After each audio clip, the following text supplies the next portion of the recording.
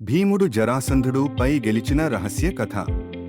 భారతీయ పురాణాల్లో మహాభారతం అందరికీ తెలుసు. ఈ పాండవ కౌరవ యుద్ధాలు కేవలం శౌర్యానికి పరిమితమివి కాదు, కానీ వాటిలో ఉన్న వ్యూహాలు, తెలివితేటలు, నీతులు కూడా జీవితాన్ని అలంకరించేవిగా నిలుస్తాయి.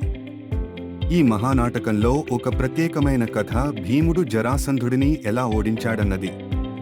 జరాసంధుడు మగధరాజు. అతని ఉనికి, ఇతివృత్తం మరియు అతనికి ఉన్న అపార శక్తి గురించి తెలుసుకున్నప్పుడు అతనికి ఎదురుదాడి చేయడం ప్రాణాలకు తెగించడమే. కానీ అతని సాధారణ దృఢత్వాన్ని గెలవడానికి అన్నింటికంటే పెద్ద వ్యూహం అవసరమైంది. జరాసంధుడి విద్యుత్తు వలె శరీరం గొప్ప సాంప్రదాయ సంకేతాలతో నిండి ఉంది. అతని జన్మ చాలా రహస్యంగా జరిగింది.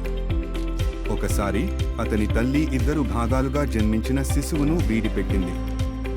ఆ సమయంలో జరా అనే రాక్షసి వచ్చినప్పుడు ఆ శిశువును రెండిటిని కలిపి అతనికి కొత్త జీవితం ఇచ్చింది. అప్పటి నుండి అతను మగధ రాజుగా ఎదిగినప్పుడు అతనిలో నిలుపలేని శక్తి కలిగింది. జరాసంధుడు తన శరీరాన్ని ఆ ప్రాకృతి రీత్యా విడిపోవుటకు వీలు లేదని అనుకుంటూ ఈ విశ్వంపై తన తనంగానూ విరాటంగానూ చక్రవర్తిగా నిలిచాడు. కానీ అతను పాండవుల రాజయోగానికి పెద్ద అడ్డుగా మారాడు. అతడిని ఓడించడం తప్పని పని అయింది. యుధిష్ఠిరుడు తన రాజసూయ యాగం కోసం రాజుల సమ్మతి పొందాల్సిన అవసరం ఉంది. జరాసంధుడు అయితే ఆగ్రహం వెలిగించడమే కాదు, తన కాలంలో పొరుగు రాజ్యాలను కూడా కష్టాల్లో పెట్టేవాడు. కృష్ణుడు ఈ సమస్యపై తన వ్యూహాలు ప్రతిపాదించి భీముడు మరియు అర్జునుడిని వెంట తీసుకుని మగధకు బయలుదేరాడు. జరాసంధుడిని ఎదుర్కొనడానికి దారి మరోటి లేదు. కృష్ణుడు చాలా తెలివితేటలతో వ్యూహం రూపొందించారు. అతను 3 మంది బ్రాహ్మణుల రూపంలో మగధ రాజుగారిని సంప్రదించి అతనితో మొదలుపెట్టారు. భీముడు మరియు జరాసంధుడు మధ్య జరిగే పోరాటం నిజంగా అద్భుతంగా ఉంటుంది. ఇది కేవలం వారి శక్తులకు పరీక్ష మాత్రమే కాదు, వారి సహనానికి, ధైర్యానికి పరీక్ష కూడా. 14 రాత్రులు అలాగే 14 రోజులు ఈ కుస్తీ జరుగుతుంటుంది.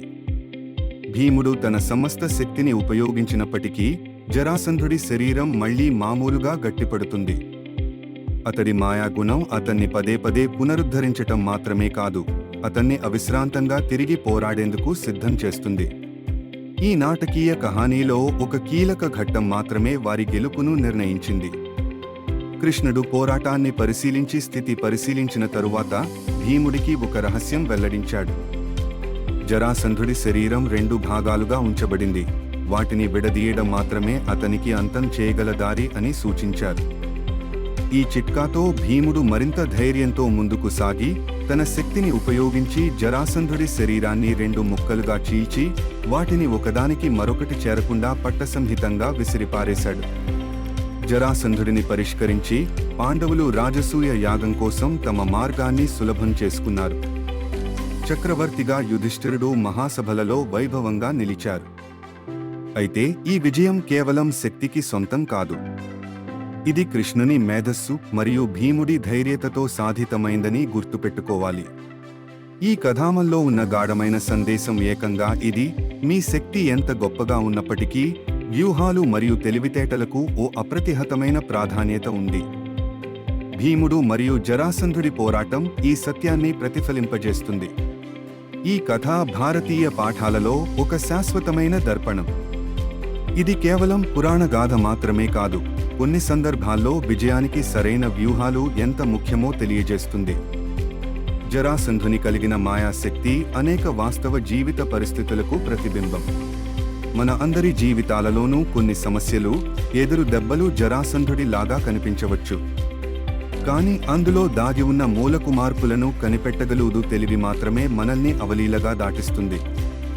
కృష్ణుని వ్యూహం, భీముడి బలంతో సహా ఈ కథకు ఒక ప్రత్యేక కళ ఉంది.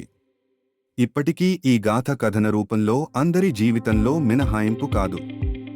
మీ సమవేత శక్తి, తెలివి యొక్క అనుసంధానం ఎలా ఉండాలో ఈ కథ మనకు నేర్పుతుంది.